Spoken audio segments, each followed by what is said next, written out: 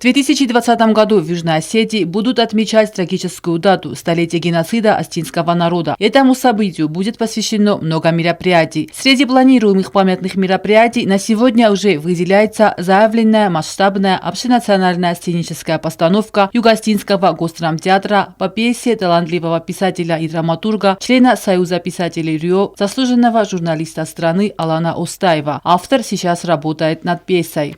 Посвящена этим событиям, которые происходили в городе Цхинвал в это время. И я думаю, что там мы покажем ту боль, то страдание нашего народа, которое, можно сказать, мы всеми возможными средствами театральными можем выразить вот это на сцене. И работа идет сейчас над текстом, адаптация текста идет уже к сцене, потому что работы очень много.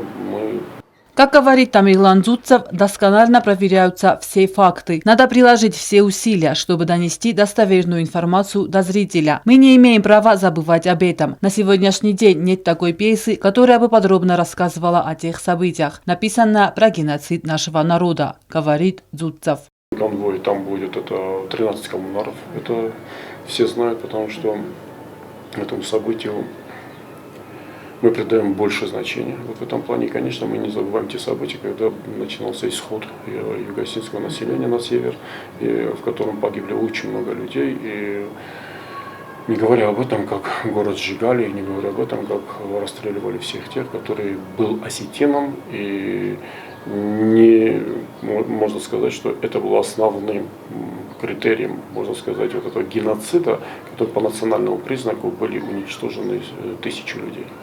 Пьеса практически готова, но в нее вносятся некоторые поправки. Уже ясно, что это будет постановка, которая в полной мере покажет всю правду широкомасштабного геноцида осетин. И она никого не оставит равнодушным. Регина Черткоева, Рауль Кочиев, Фатима Кумаритова. Информационный выпуск сегодня.